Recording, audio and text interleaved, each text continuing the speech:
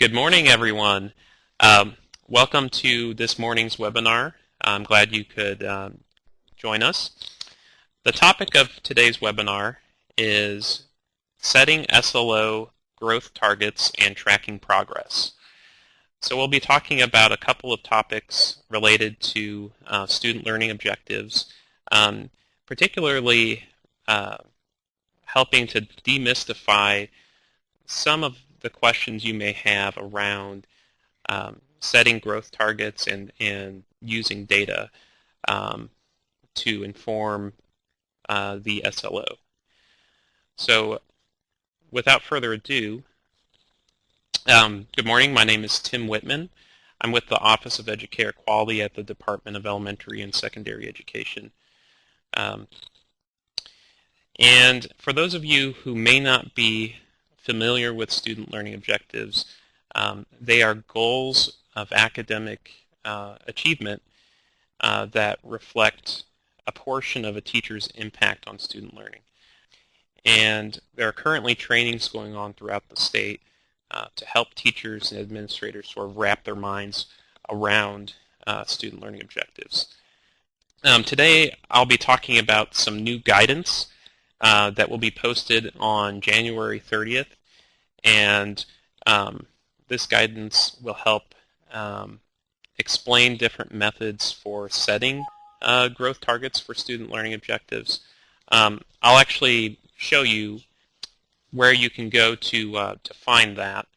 So I'm going to go ahead and show you where that is.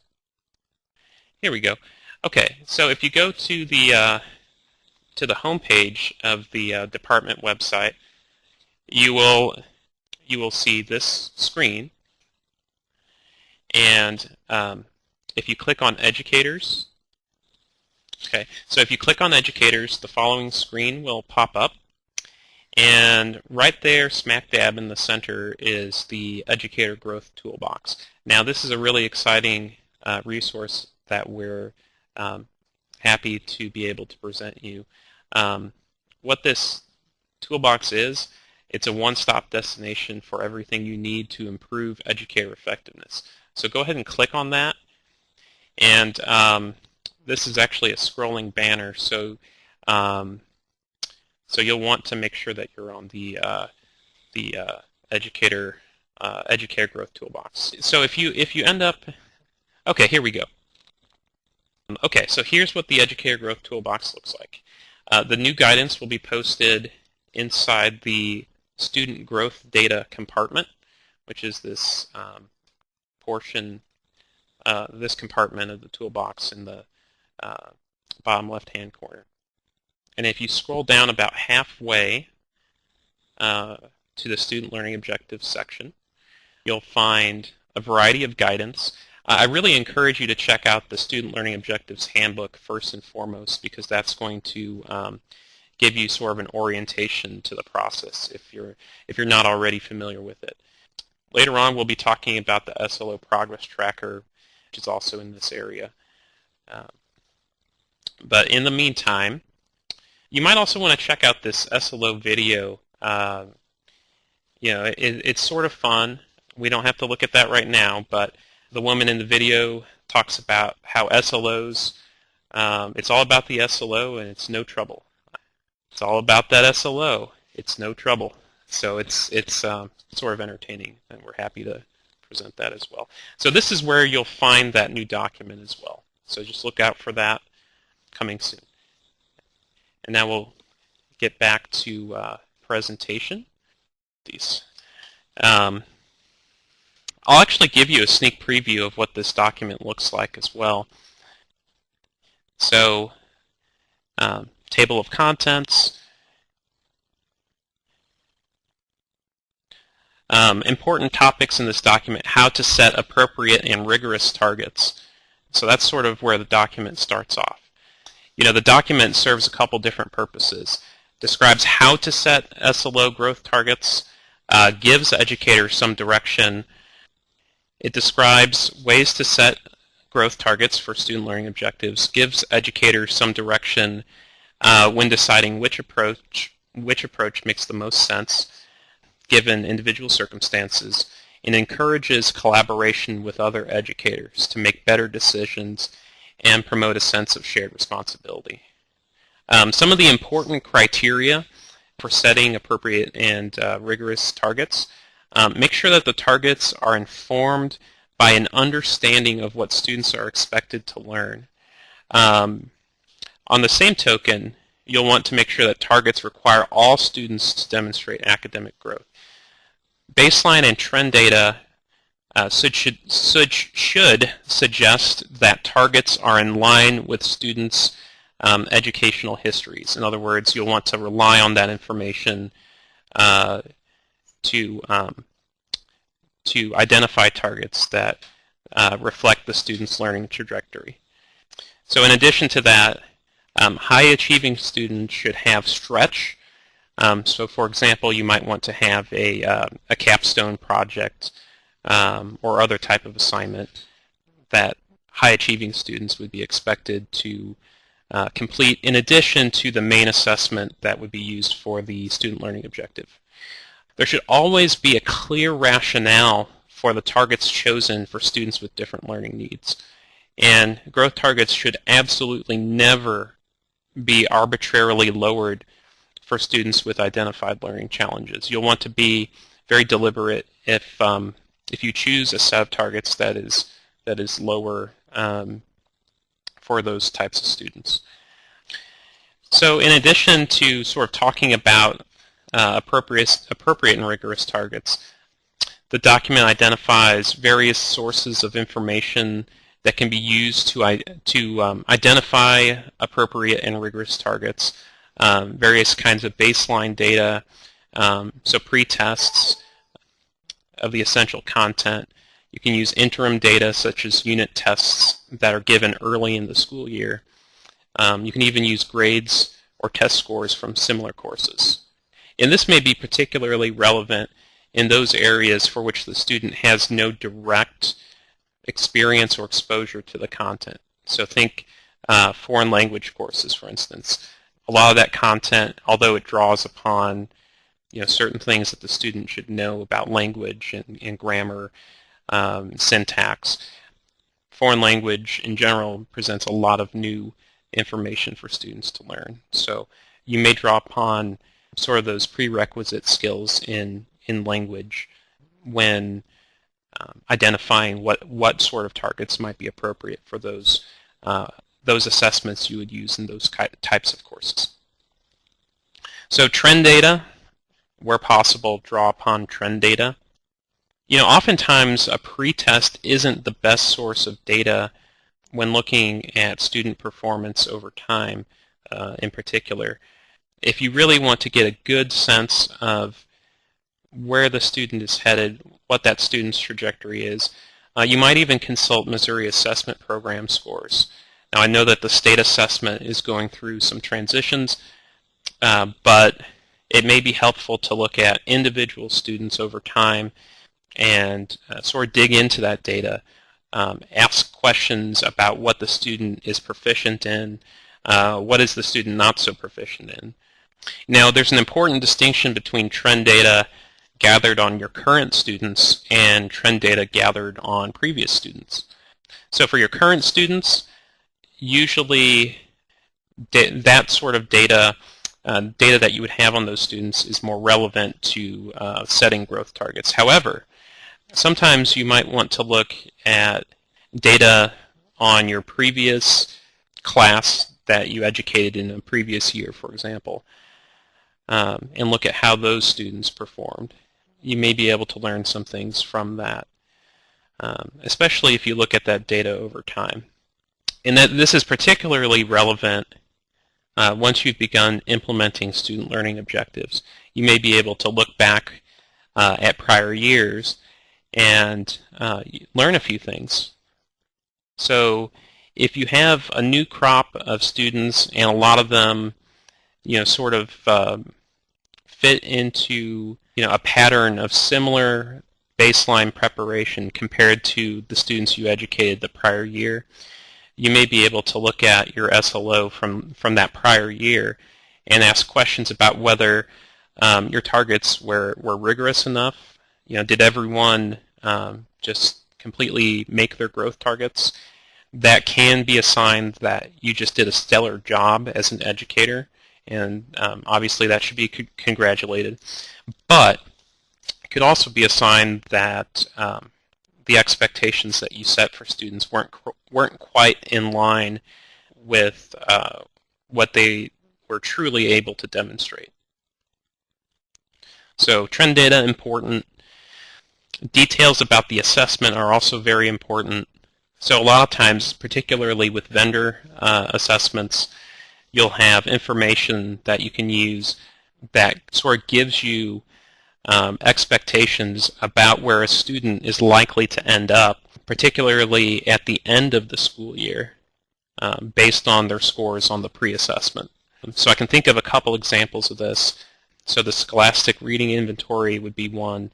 They actually publish a table that you can reference that would have that information. But of course, that's not always information that's available, particularly for teacher-generated assessments. That said, you might want to think about what the assessment deals with. In some cases, a very small gain from pre-test to post-test on the assessment could reflect sort of finer-grained acquisition of critical thinking skills and knowledge, and could actually represent quite a bit of growth for some students. And so that should always be taken in consideration. You shouldn't just assume that because the target you set is very close to the baseline score, that that's an inappropriate target. Again, in some cases, that's highly appropriate because it demonstrates sort of that application of finer-grained critical thinking skills. And probably at least as important, perhaps more important, is feedback from other educators. So where possible, teachers in your content area or in your grade level can be great thought partners in helping you develop appropriate growth targets. This is particularly the case where common assessments are available. It's highly recommended where those kinds of assessments are available that teachers sit down, talk to one another, and understand what the expectation of that group is in a consensus way. That can lead to better collaboration, more cooperation, and a shared responsibility for student learning. Particularly when student growth is used in evaluation, it's very important. It can be very important for teachers to have a sense that the system is fair. So if the teachers are able to work out amongst themselves what their growth expectations are for various kinds of students, that can be a very powerful tool for promoting that type of collaboration. I do want to draw your attention to, and we won't go through this entire document, but I do want to draw your attention to the strategy section that begins on page 4. It actually details a scenario in which a team of teachers is able to collaborate over a common assessment of analytical skills that are essential to scientific inquiry. So in these types of situations, it's possible to develop something like a SMART goal. And some of you may be familiar with these types of goal-setting processes. It's possible to set a SMART goal that reflects sort of your shared expectations for the grade level as a whole. So perhaps you want students to grow from 21% proficient to a level where every student ends up being at least proficient on the relevant assessment, except perhaps those students who are truly, truly struggling and need special sorts of interventions. So that could be a goal. And then you could sit down and identify what that goal looks like for each teacher, because each teacher may have, a slightly different student population. So you can see in this example, the teachers decided, hey, I want my students we want our students to grow from 21% proficient as a grade level overall to 73% proficient, because we want all of our students to score at least proficient, except perhaps those students who require specific targeted interventions to just sort of come up to a basic level of proficiency. And in that case, you could develop an assessment, administer a pre-test, administer a post-test toward the end of the school year, and assess how much progress was made. So the beauty of that, you'd be able to determine whether your grade level goal was met as a whole, as well as whether individual student growth targets were met. So you could imagine, in this example, Mrs. Robinson, Mr. Jacobs, Mrs. Purcell, sitting down and developing an SLO growth template that actually has those individual targets included. All right, so now we'll get into various types of growth targets. I will pull up the presentation. All right. So there are at least 5 types of growth targets that we'll be discussing this morning. So the first and most basic is the basic growth targets. We'll also talk about half the distance growth targets, tiered growth targets, advanced tiered growth targets, and fully individualized growth targets. So basic growth targets. All students will grow by a set amount. So this is a very simple kind of growth target. For example, all students will score 20 points higher on the post-assessment as compared to their pre-assessment scores. So if a student scores a 70 out of 100 points, the expectation is that the student scores 90 points by the end of the interval of instruction. Likewise, a student who scores a 50 expected to grow to a 70.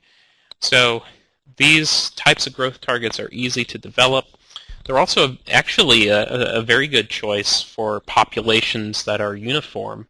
Now, this isn't necessarily a common situation for a teacher to have students that are all about the same in terms of their level of preparation for the material that would be covered in the course.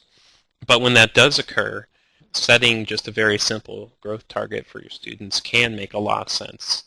Now, one of the cons to doing that, of course, is that the level of analysis is quite low.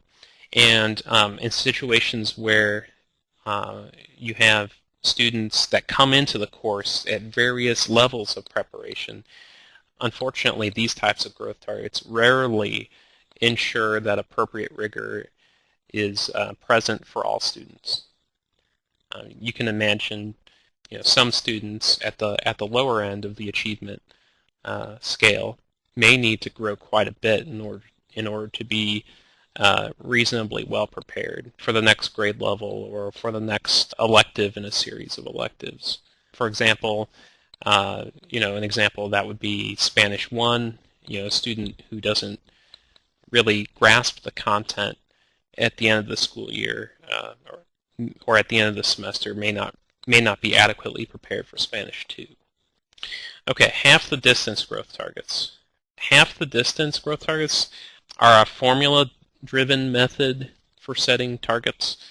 And the name comes from the fact that the targets are half the distance from the pre-test to the highest possible score on the post-test.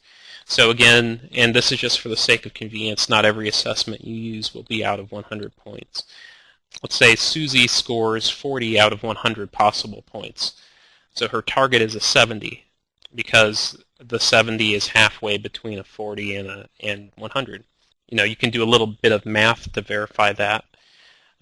So 100 minus 40 is 60. Half of 60 is 30. Add 30 to her baseline score of 40, and voila, you have a 70. So that's how that works. And these types of targets are very easy to develop. So once you get the hang of the formula method, they ensure rigorous targets for low-performing students.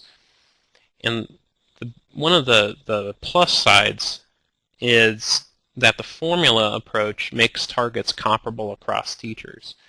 If teachers are using a formula-driven process across the board, you can be assured that the same methodology is being used. There isn't any more rigorous target for one teacher or any less rigorous set of targets for another teacher. Now, of course, there are some cons. You ignore individual student data when you do this. In fact, you could completely ignore baseline data, choose this method, and end up with a set of growth targets at the end of the day. So that's typically not a very strong approach. It doesn't consider what 1 year of growth looks like for all students. So the half the distance method may predict 1 year's worth of growth, or however much growth is expected over the interval of instruction. It could be a semester, etc. But it doesn't consider that. So the chances that you'll predict that accurately based on this formula, it's possible, but the chances could be pretty slim. There's also no room for high-performing students to grow. If I score a 95 and the highest possible score is 100, don't have very much room at all to grow. I would be expected to hit a 97.5. So that's, depending on the assessment, that could be not much growth at all. Okay, tiered growth targets. In tiered growth targets, students are organized into tiers. Students in the same tier have the same target.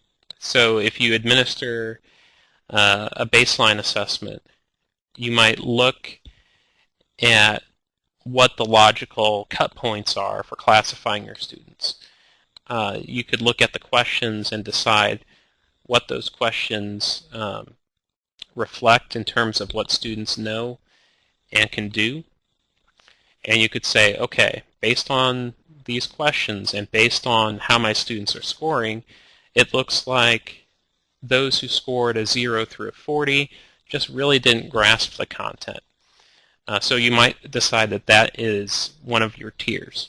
And then as you continue to analyze the data, you might say, okay, well, those who scored from 41 to a 55, they had some grasp of the content, but they're really still not quite there. So you'd continue working through your data in that way to identify your tiers. And you can set your targets for each tier however you like. In this example, a student who scores between a 0 and a 40 on the pre-assessment would be expected to score a 60 on the post-assessment. And that's a range of scores. So I could score a 40 on the pre-assessment, and my target is still a 60. One of the pros of this kind of method is the high level of analysis. I keep harping on this.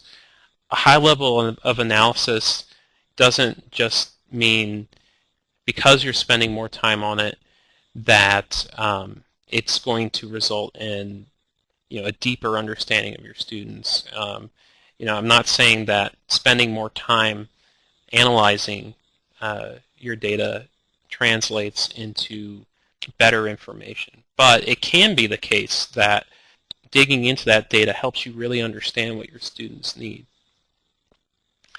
And tiers can be used to differentiate instruction. So you might have different sorts of strategies that you might implement with one tier as compared to the other. What's also cool about this kind of approach, targets can be adjusted by comparing performance of last year's students that are in the same tiers. Let's say, I'll just keep picking on this 0 to 40 baseline tier. Let's say that this is your second year using the assessment and your second year of using these same tiers. You could say, well, actually, I think I did a really great job teaching, and even still, most of my students didn't reach that target of 60 points on the post-assessment. So maybe that's information, that's good information that you could use to set a slightly lower target. Maybe 50 is a more reasonable target in that case. So that's an advantage. Now, one thing I want you to notice, and this is a fairly serious con, students just above or just below the cut points between tiers can have very different targets. And I'll just take as an example the bottom two tiers. So the 0 to 40 tier and the 41 through 55 tier. Let's pretend we're looking at two students, one of them who scores 40 points and another who scores 41 points. Well, notice how 1 point separates those two tiers. So that student who scores 40 points is expected to grow to 60 points on the post-assessment. Now that student who scores just 1 point better is expected to grow to a 70. So just 1 point difference on the pre-assessment translates to a 10-point difference on the post-assessment target. In some cases, that may not be appropriate. Another con, and this may not really be a con so much as a consideration, you may need to think about stretch. So stretch may be needed for your high-performing students so that they can demonstrate growth. So I just mentioned how students at the end of two consecutive tiers, can have very different targets despite similar performance. Advanced tiered growth targets are the solution to that. Now, bear with me. This could get a little bit more complicated, but the way this works, and I'll just sort of carry on from the previous example, is you have two possible scores that you could choose for any given student. What you would do, look at the baseline assessment score, and then decide which target is higher. A constant target that you set that you think is reasonable in general for students in a given tier, or a variable target, which is just whatever the student scored on the baseline assessment plus a number that you decide is reasonable. So let's look at that student who scores a 40 and that student who scores a 41 just as an example. Which is the higher target for that student who scores a 40? Well, 60, that looks like a good target. But if I look at the variable target column, I would add 30 to the 40, so the target of 70 ends up being a higher target than the alternative of 60. So that's the target I'd go with for that student. I'd choose the 70. Now notice how this resolves the issue that we talked about before. Now I'm going to look at that student who scores a 41.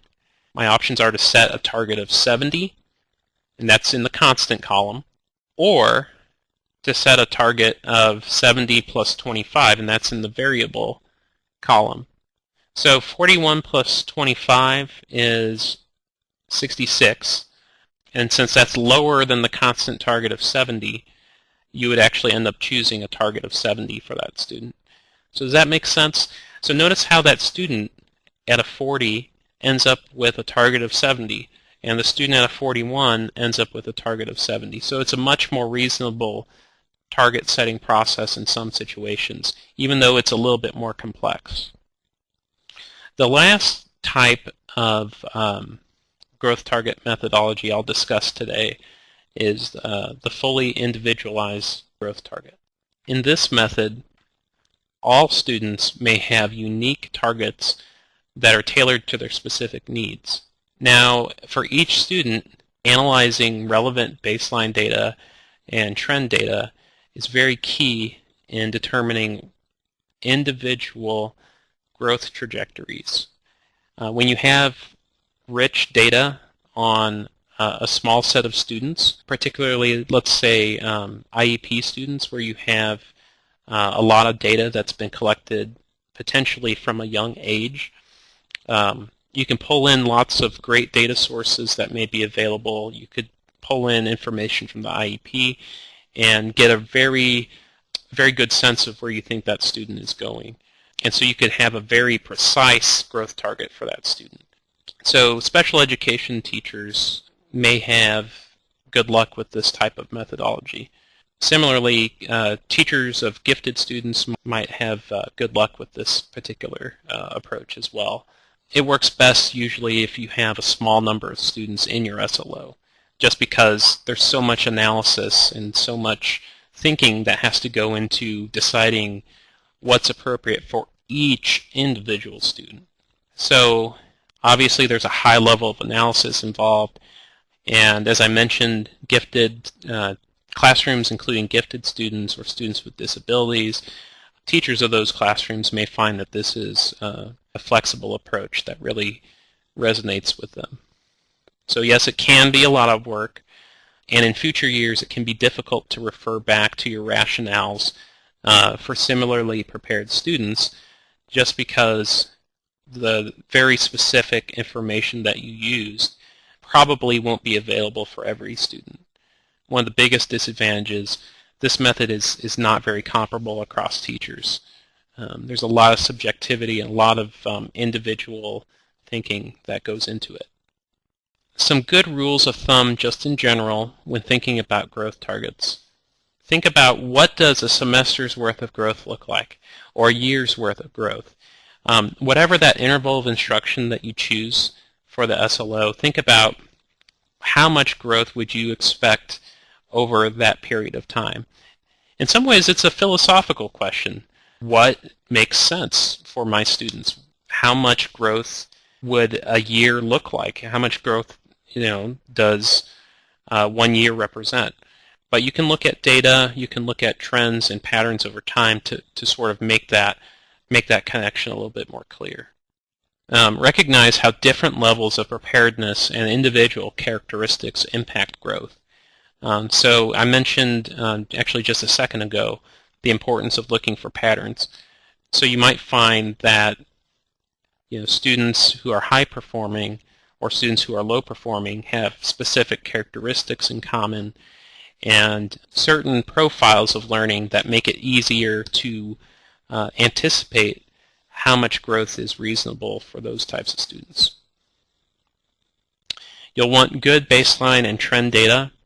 Unfortunately, there are some schools out there where data doesn't always flow down to the teacher, but it really is very important to have good baseline and trend data. So if you have a good relationship with your leadership, demand this kind of information in a polite way, but you do want to have the best data that you can. Consider whether expected growth is enough when the student is far below grade level. So I mentioned looking at expectations as sort of a guideline when determining your growth targets. The one real exception to that is when the student is far below grade level, because it can be, in some cases, a real disservice to the student, if the student goes on to the next grade level and just really isn't prepared.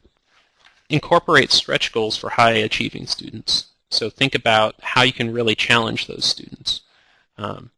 You don't just want to give them a target that you know that they can meet. You'll really want to challenge them and think about how can you pull in various kinds of projects, independent study projects or portfolio projects or things of that nature to really allow them to demonstrate what they know and can do. At this point, I'd like to take a little bit of time to talk about our SLO Progress Tracker, and you can find that on the website. So I'm going to go ahead and pull that up right now. What you'll want to do, navigate to the Educator Growth Toolbox, as I mentioned before, and pull up the file called the SLO Progress Tracker. So go ahead and open that up. And it can take a little bit of time, but I want this to be a very realistic webinar that really kind of explains how this all works. So I'm right there with you. It can take a little bit of time. Okay.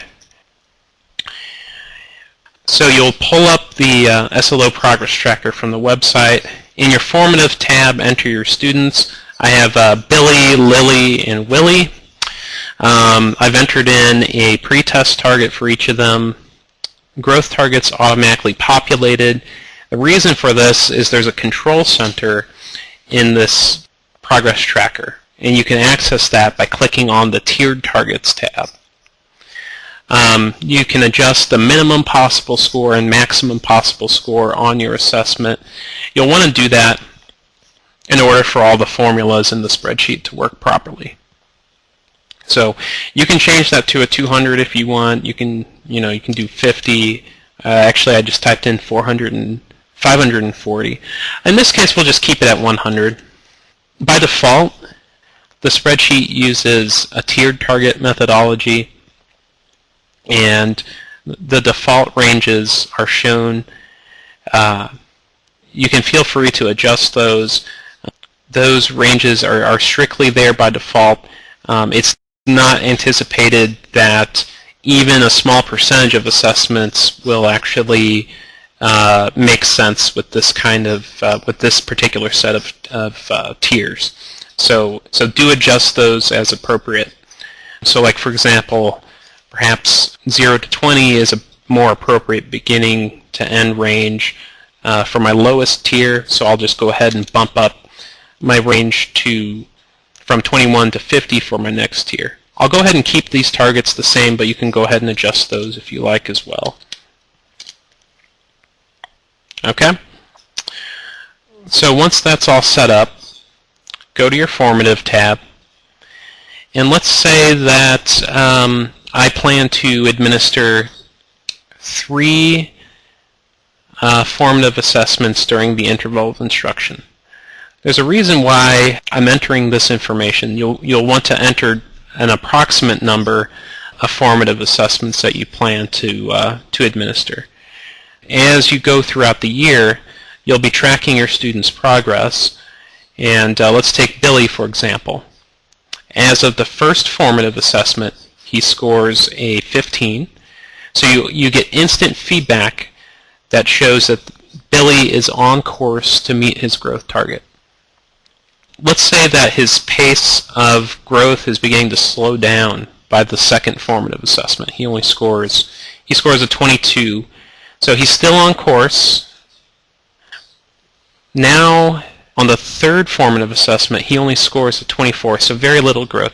Now he's off course.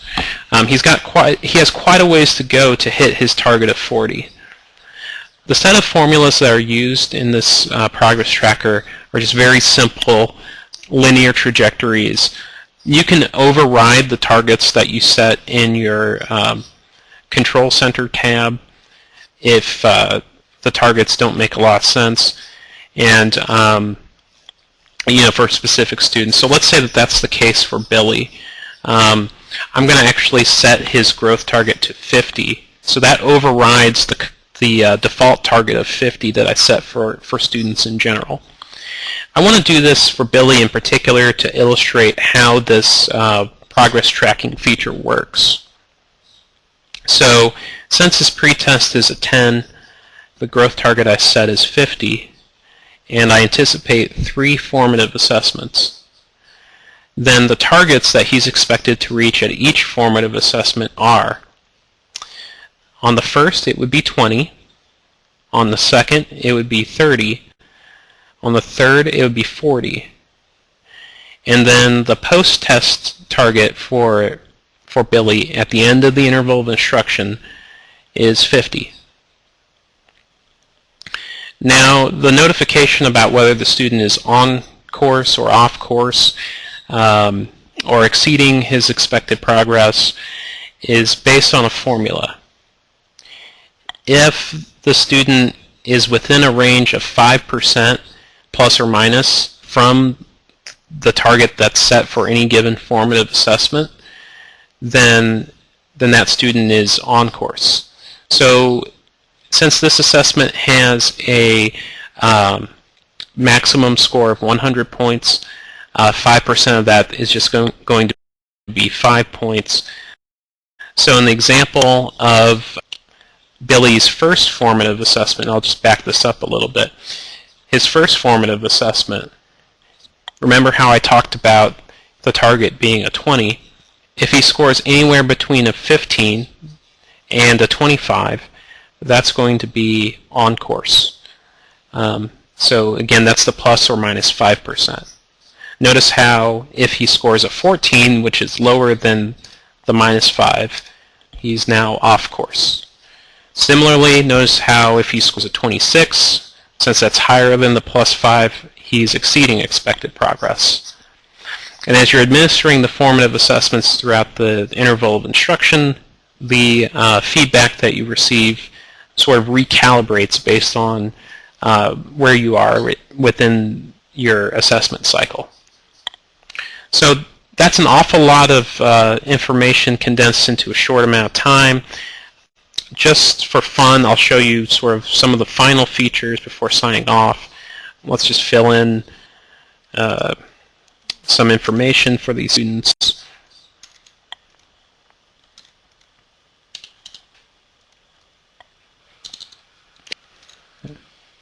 Completely fictitious data. Okay, so in this example, I have administered a post-assessment for each of my 3 students, Billy, Lily, and Willie.